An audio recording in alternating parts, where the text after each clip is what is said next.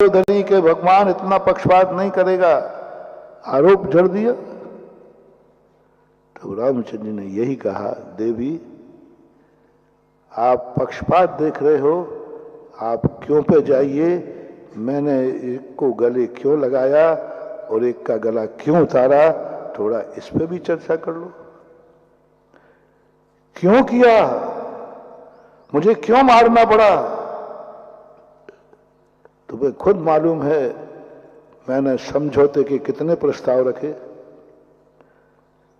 मैंने कितने समझौते के प्रस्ताव रखे, आखिरी तक प्रस्ताव रखा। एक अधर्मी को मारना पड़ेगा, एक धर्मी की रक्षा हो जाएगी, और अधर्मी को बचाएंगे तो धर्मी का नाश हो जाएगा। बोलो किसको मारे? अधर्मी बचाता हूं तो धर्मी मरेगा, और धर्मी बचाता हूं तो अधर्मी मरेगा। तो नीति क्या कहती है? अधर्मी को मार। यदि मैं रावण को नहीं मारता तो सीता का धर्म खत्म हो जाता, सीता मर जाती और राता बच गई। नीति तो यही है कि धर्मात्मा को बचाओ। रामचंद्र जी ने जो संबोधन किया मंदोदरी को, क्या मंदोदरी रो पड़ी, सारे लांछन खत्म हो गए। बोलो मैंने क्यों मारा, क्या तुम्हारी सहमति है? जो रावण को मारना क्यों पड़ा मुझे, एक्सेप्ट किया। और जैसे राम का संबोधन चल रहा था, राम संबोधन कर रहे थे, उधर लंका में अनंत वीर नाम के मुनिराज केवली भगवान आए। देखो, जिस दुश्मन ने पति का मारण किया, नाश किया, उसी दुश्मन की पत्नी को रामचंद्र जी ने ऐसा संबोधन दिया कि रामचंद्र जी के संबोधन पर जैन दर्शन के अनुसार मंदोदरी आदि 48,000 स्त्रियों ने दीक्षा ली है। 48,000 स्त्रियों ने दीक्षा ली। अभी रावण की डेड बॉडी जली नहीं है, अभी डेड बॉडी जल रहे, शव पड़ा हुआ है सामने। उसी समय रामचंद्र जी का संबोधन हुआ। इधर डेड बॉडी गई है अर्थी में, उधर महाराज का आना हुआ, इधर 48,000 रानियां केस लॉन्च करने बैठी हैं। दुनिया मरने पर मुंडन कराती है और भव्य जीव मरने पर केस लॉन्च करता है। मुंडन तो दोनों के हुए, मुंडन तो दोनों के हुए। एक मरने पर मुंडन करा रहा है शोक का, और एक पति के मरने पर केस लॉन्च कर रही है। परिवार के व्यक्ति करने पर मुंडन तो सभी कराते हैं, सभी कराते हैं।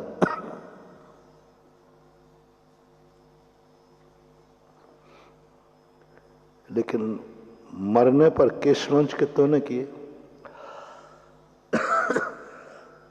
अभी तक कोई उदाहरण देखने में नहीं आया प्रथमानुग के अंदर कि किसी के घर के मरने पर, घर के मुखिया के मरने पर,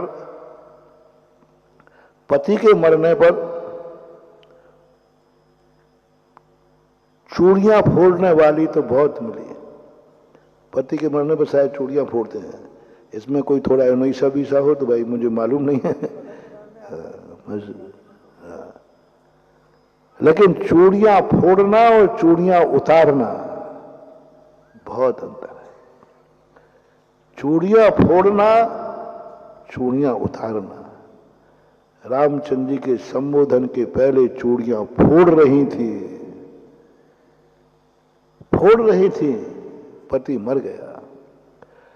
पति के मरने पर सफेद साड़ियां तो सब पहन लेती हैं विधवा का। पति के मरने पर विधवा होते तो बहुत लोगों को देखा है, लेकिन पति के मरने पर जगत माता बनते हुए बहुत कम देखा है। महाराज, पति के बनने पर माता बनना ये तो अच्छी बात नहीं। कोई विधवा स्त्री यदि माता बन जाए तो निंदा होती है ना, अरे पति मर गया तो फिर बेटा कहां से हो गया। लेकिन एक मार्ग है महानुभाव, पति मरने के बाद माता बनना अनैतिक है, पाप है, निंदा का पात्र है वो, क्योंकि पति बनने के बाद माता कैसे बन गई। लेकिन जैन दर्शन कहता है एक रास्ता है, पति मरने के बाद विधवा नहीं, माता बनो, जगत माता, आरिका माता। इसकी भी निंदा होगी, पति बनने के बाद माता कैसे बनी। अब दोनों माताओं को ध्यान रखना, पति मरने के बाद कोई महिला गर्भवती हो गई, बेटे को जन्म दे दिया, बोलो सारे नगर में क्या अच्छी चर्चा होगी कि बुरी? बहुत बुरी होगी। माता बनी, माता बनी, पति मरने के बाद माता बनी। जैन दर्शन का देखो मजेदार टनाटन जादू, पति मरने के बाद वह सफेद साड़ी पहनकर माता बनी, और सफेद साड़ी वाली विधवा और माता बन जाए, अरे फिर तो। लेकिन एक मार्ग धर्म का है महानुभाव कि माता के पति के मरने पर सफेद साड़ी पहनी और आर्य का दीक्षा लेकर 48,000 विधवाएं माता बन गई। अब उनको विधवा नहीं कहना, माता कहना। विधवा बनती है तो अशुभ होता है और माता बनती है तो शुभ होता है। ये धर्म का चमत्कार। पति के मरने पर स्त्री को अशुभ मानते हैं, आप क्या कहते हो? विधवा है, ऐसा लोक में मान्यता है। लेकिन जैन दर्शन कहता है नहीं, पति के मरने के बाद, पति के जिंदा रहने पर तुम उतनी सगुन नहीं थी, पति के मरने के बाद हो सकती है। यदि तुम आर्य का पद धारण कर लो तो विधवा होने का दूषण भी खत्म हो जाएगा, जगत पूज्या बन जाएगी, आर्य का माता बन जाओगे। उसी दिन दीक्षा हुई। जिस दिन रावण का मरण हुआ वहां अग्नि ठंडी नहीं हो पाई, इधर केशवंश चालू हो गए। रामचंद्र जी के संबोधन पर कैसे थे रामचंद्र जी? दुश्मन भी विश्वास करता था। कैसे थे रामचंद्र जी? दुश्मन के परिवार को भी कल्याण का भाव करते थे। अरे दुनिया जब युद्ध जीतती है तो कहती है लूटो,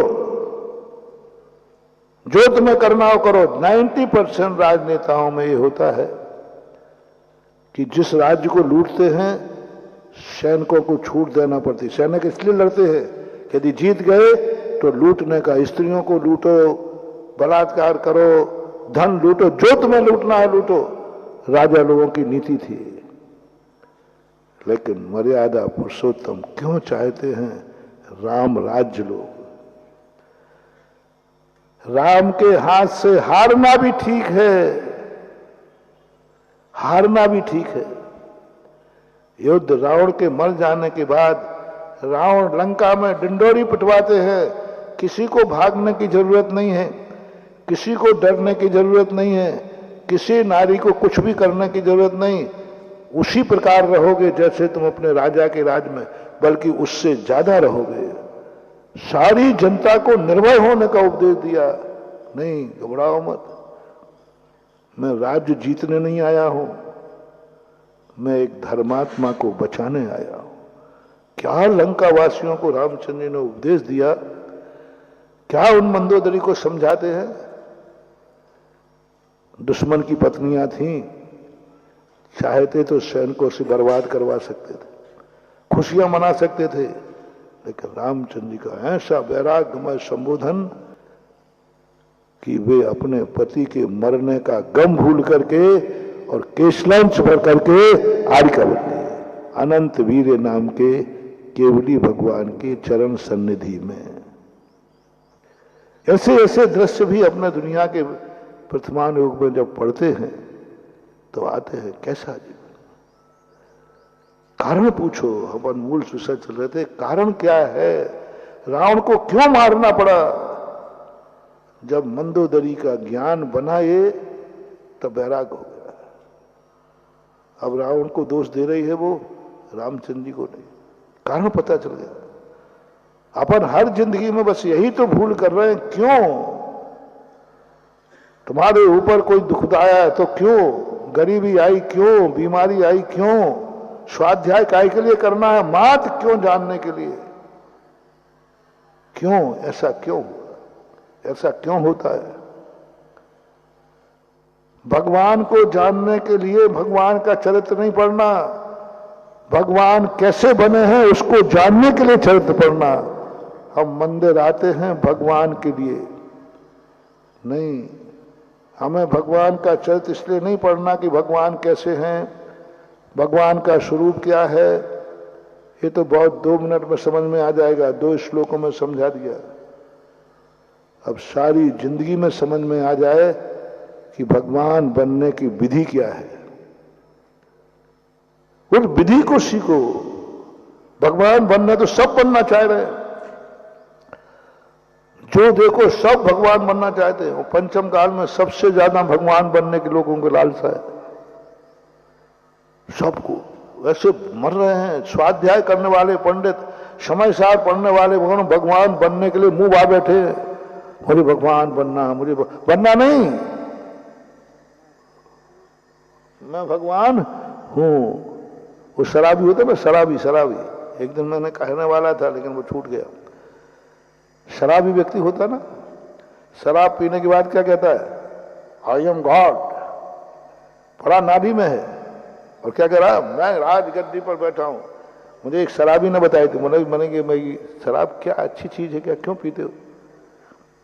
बोले महाराज बहुत अच्छी चीज है। मैंने कि भाई बताते क्या थे? अरे महाराज जिंदगी में कभी राजा नहीं बनना, कभी राजा नहीं बनवाना, और एक बोतल पीने के बाद बिल्कुल अपने आप को राजा बनने की अनुभूति होती है। एक बोतल पी लो बस, मैं राजा हूं तो राजा हूं। भले नाली में पड़ा है लेकिन आनंद किसका आ रहा है? राजा का। अरे मैंने कहा कि यही बोतल का कमाल इतना बड़ा है। बोतल का कमाल के एक भिखारी को राजा बना दे। ऐसे ही कुछ हमारी समाज में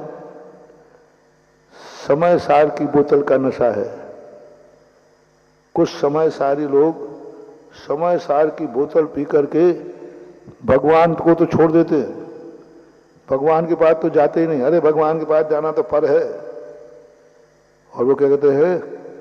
आई एम गॉड, मैं भगवान आत्मा हूं। हा भगवान आत्मा हूं। और पड़े कहां हैं? 5 पापों की नाली में पड़े हैं। अभी अणुव्रत भी नहीं है, रात्रि भोजन त्याग नहीं है, अणुव्रत 12 व्रतों में से एक व्रत भी नहीं है। और फिर भी क्या कह रहा है? मैं भगवान हूं। और इतना और कहता है, अरे कोई अंतर नहीं मेरे में भगवान, जो मैं हूं वह है भगवान, अंतर यही ऊपरी जान, मैं रागी वो राग बिथान। कोई अंतर नहीं है, मेरे भगवान वो मेरे में कोई अंतर नहीं। और पड़ा कहां है? 5 पापों की नालियों में, कषाय में पड़ा, क्रोध में पड़ा, मान में पड़ा, लोभ में पड़ा। एक पाप का भी त्याग नहीं है, किंचित मात्र। और अपने आप को भगवान मान रहा है महानुभाव। एक पाप का भी त्याग नहीं है और तुम भगवान मान रहे हो, तो उसी शराबी जैसा है जैसे भिखारी ने शराब की बोतल लगा ली और कहता है आई एम गॉड, मैं राजा हूं। ये नशा में बोल रहे हो। और ये नशा चढ़ता है लोगों को जब भगवान को देख करके मन करते हैं मैं भी भगवान बनना है। हे भगवान आप भगवान हैं। दूसरा व्यवहारी क्या करता है? ये निश्चय वाला तो इतना नशा, निश्चय वाला 2 बोतल पीता है और 2 बोतल पी के क्या करता है? वो भगवान के चक्कर में नहीं पड़ता, वो तो कहता मैं ही भगवान हूं। जब कोई ग्रस्त एक धागा भी जिसके पास है, जो ग्रस्त है 5 पापों से सहित है, कोई अणुव्रत नहीं है। यदि वो कभी कहे कि मुझे तो भगवान आत्मा का दर्शन होता है, नियम से समझना ये भिखारी होकर के इसको एक बोतल का नशा चढ़ा है, नशे में है। तुम बताओ, कोई भिखारी नाली में पड़ा हो और कह रहा हो मैं राजा हूं इस देश का, तो आप उसको मान लोगे? कहोगे क्या कह के छोड़ दोगे? अब ये नशे में है। ऐसे ही पूज्यवर सुखचंद्र आचार्य महाराज ज्ञानरण्य में कहते हैं कि 5 पापों में लिप्त रहते हुए ग्रस्त अवस्था में जो व्यक्ति कहता है मुझे तो शुद्ध आत्मा की अनुभूति हो रही, मुझे शुद्धोपयोग हो रहा, मुझे तो आत्मा की अनुभूति है, मैं भगवान आत्मा हूं, समझ लेना ये नशे में है। अमृतचंद सूरी महाराज चार चूलका में कहते हैं स्पष्ट टीका में, ग्रस्त को कभी शुद्ध का अवकाश हो ही नहीं सकता।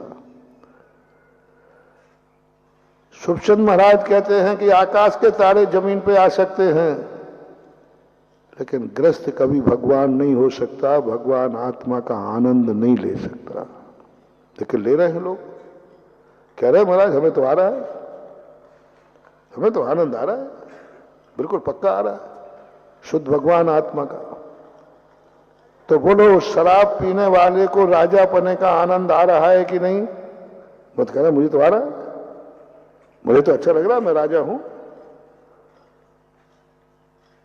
अब नशे में राजा पने का जो आनंद आ रहा है, उसका परिणाम क्या निकलना है? पद्मनंदी पंचविंशति काल, क्योंकि वो नाली को अगला मान ही नहीं रहा, बोलते कर मैं राजा हूं, राजा हूं।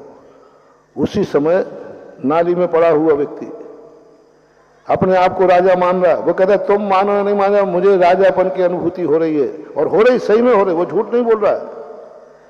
झूठ कभी, शराबी कभी झूठ नहीं बोलता, इसलिए कई बार पुलिस वाले शराब पिला करके पकड़वाते हैं। दुनिया में एक ही व्यक्ति है जो शराबी व्यक्ति कभी बुद्धिपूर्वक झूठ नहीं बोलता, लेकिन उसका बोलना कभी सही नहीं निकलता, ये भी ध्यान रखना। उसका बोलना कभी सही नहीं निकलता, लेकिन वो कभी झूठ बोलने का भाव नहीं, जो उसके अनुभव में आता है। जैसे हम लोग जब बिहार करते हैं ना, तो आप लोगों से पूछो भैया बहौरीवन कितनी दूर है? अरे महाराज जी यहीं पास में ही है। नहीं, चक्कर तो पड़ता है, सिलवनाबाद से सीधा सिहोरा जाओ या मतलब कोई अंतर नहीं, कुछ नहीं, कोई अंतर है ही नहीं। कुछ तो होगा, नहीं महाराज किलोमीटर कम बता देंगे, कम बता देंगे। और बाद में चलते चलते जब हम थक जाते हैं तब, और ये और कह दे महाराज जी बताओ क्या हम झूठ बोलेंगे? बताओ महाराज, गुरु के सामने झूठ बोल कर नरक जाना है क्या हमें? इतनी बढ़िया बोलते हैं, मैं कई बार ठगा हुआ बैठा हूं, दुश्मनों से नहीं भक्तों से। बोले महाराज आपसे कोई झूठ बोलेगा कि हमें अपनी दुर्गति कराना? हमने भैया देख सही, महाराज बिल्कुल सही। और मैंने अब निर्णय कर लिया है, पक्का है श्रावक कभी झूठ बोलेगा नहीं, लेकिन ये भी निर्णय है श्रावक का सत्य कभी निकलेगा नहीं। मैं तुरंत ये पूछता भाई तू किस गांव का है? जिस गांव का जो है उसकी वाणी पे हम तुरंत कहते ये सत्य कभी निकलेगा नहीं और झूठ कभी बोलेगा नहीं।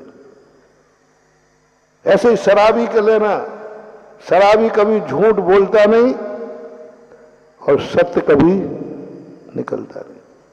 अब वो कह रहा था मुझे तो आनंद आ रहा है, तुम मुझे शराब राजा मानो या नहीं मानो, मैं तो राजा हूं, मुझे राजा पने का उसको आनंद आ रहा है, सही में आ रहा है।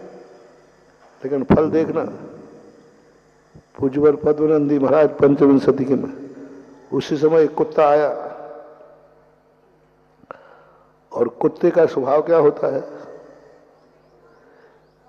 3 पैर धरनी धरे, एक धरे आकाश, बिन गरजे मेघा बरसे, बताओ कौन सा नाम?